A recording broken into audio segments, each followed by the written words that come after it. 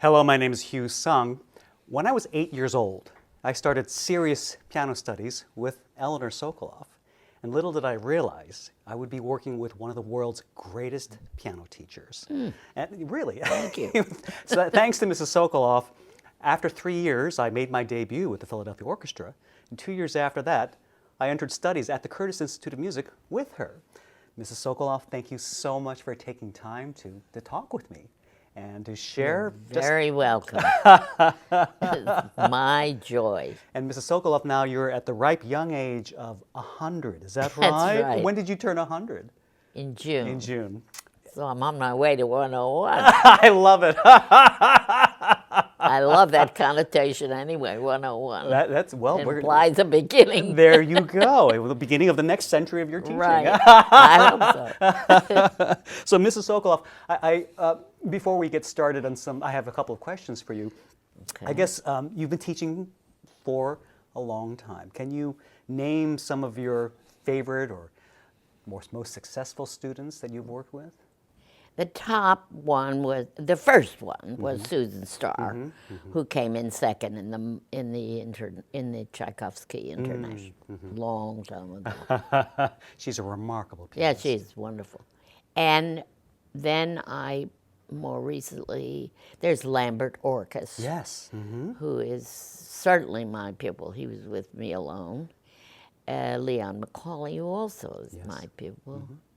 There are a lot, but I just, it's hard for me to pick them out. They're all wonderful. Well, those are the ones and that they makes keep in touch with me, which is Lovely. even more wonderful. That's wonderful. And Mrs. Sokoloff, I'm wondering, do you have any what are the secrets for a pianist to have a successful career? Well, when it comes to a career, here I'm a little confused because you never know with that. But with the proper teaching, at least they have all the things they need for a career, and the rest is up to them. There's so many ways, so many paths to success. I know some things that are very indicative of your teaching. You have a very strong emphasis on strong foundations. That's right. Are there any? I mean, technique is a very Well, that's the way I teach. Sure. First of all, you know that ridiculous statement that I've made before about the plumber coming to your house without tools. No, I it's don't. the same. Well, it's the same thing as being taught without a proper background, a proper equipment. What kind of equipment? Just for folks who are perhaps young people who are seeing this interview, what sort of equipment are you referring to? I'm talking about basic equipment first, and that's scales and arpeggios and exercises. That's the old way, the Russian way, by the way. Yes, yes. And the Russians are formidable pianists when they come to competitions. Everybody's afraid of them.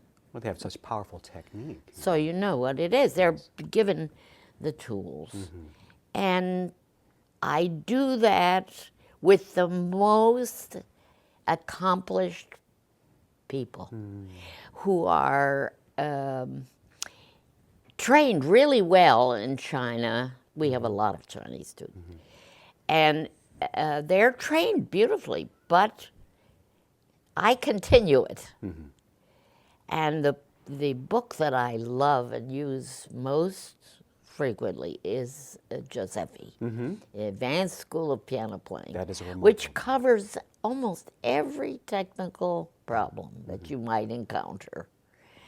And of course, all depends on how they work, on how devoted they are to it. But I will tell you something that's very important, and that is that we have had at Curtis many pianists who have injuries and have to take months off from playing the piano. Knock on wood. In my 79 years, I believe I've had one pupil That's remarkable. who didn't practice the technique and had an injury. So do you think the lack of technical training You have to warm up every day. Yeah. You have to. It's like running. You stretch your muscles before you begin. And piano practice is the same. And all those things that you learn at the beginning will help you stretch your muscles. And prevent injury. And prevent injury. That's a very good point. Yeah.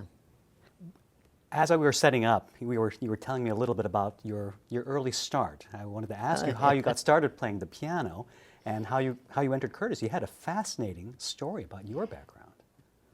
Well, I started when I was 8. You came to me when you were 8, That's but you right. had before. Well, not really. I had some very basic. That's all training, right. You but had something. I didn't had know my nothing. scales. Well, I didn't know my scales or anything. You had to give those to me, but Yeah, please, yeah. but I had nothing. However, I lived in Cleveland, Ohio. I was a very sick kid, very sick. I had pneumonia 3 times. I had a mastoid operation, which nobody has anymore. I had that operation when I was 9.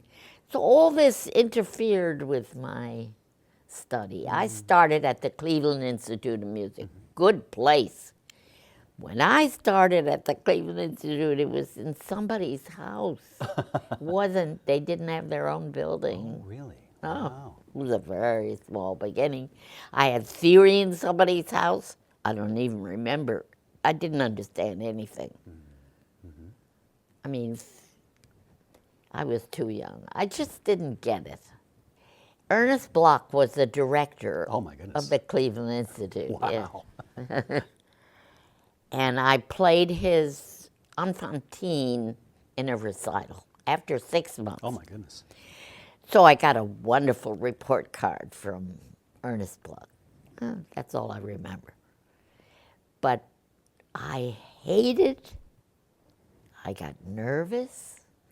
I didn't have enough background to be doing that. I know I enjoyed the performance, but I hated the idea before. You know, Sure. the nervousness. The butterflies I in got your stomach. nervous after 6 months. So this is terrible what I did. I was asked to play again because I was such a hit at 8. So I stuck my hand in an anthill. On purpose? Both hands. On purpose? On purpose. Oh, my. And got so poisoned. Oh, no. Blisters. My hands were like this. I had huge blisters. Oh, my. Red ants are very poisonous. Don't ever do it. And you did this purposely? So I you did it wouldn't- purposely so I would not have to perform. Not recommended for our viewers, No. by the way. Not at Oh, all. my. Oh, my. No, but I also recommend not playing in public until you're comfortable with playing the piano. 6 months, I didn't know much. My goodness. So then what happened after that? Oh, that's when I had the operation, and the doctor said, get her out of this climate. Cleveland is terrible. Climate is awful. You get snow in October, and it stays there Yeah, until the whole. And so we moved to Florida, and there is nothing musically, Yeah, nothing. yeah. I made friends with a former pianist. Her name was Manazuka, and she had musicals in her house, and I played there.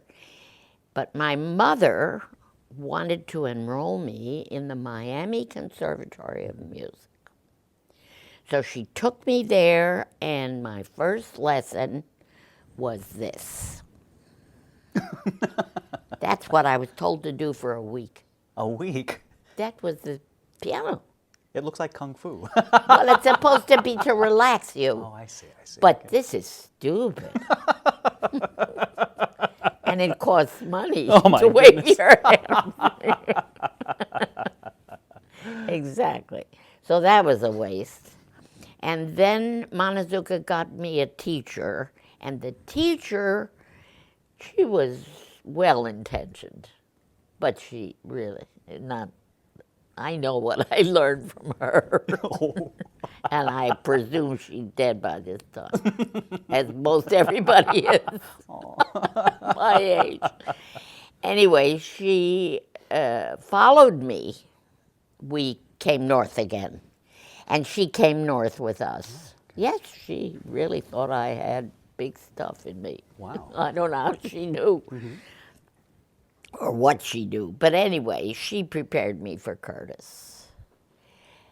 I came to Curtis when I was 17. I auditioned at 16, but came there when I was 17. And with lots of warnings, and I was put into a girls' club where you had to be in at 9 o'clock. It was during the Depression. $8 a week for room and board. Wow. Amazing. 6th and Spruce. I think that building is still there, but it serves another purpose.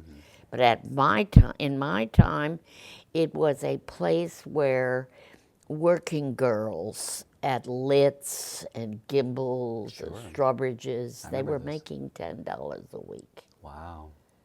That was their salary. My goodness. So they came there, they could live there.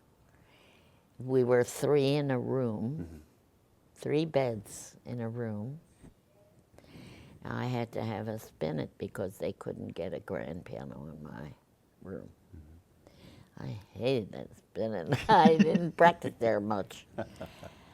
But the first year was really very hard for me. You had mentioned that it was very difficult for you. The first year I was a fish out of water. I mean, all I could hear these wonderful players. I mean, they were just brilliant.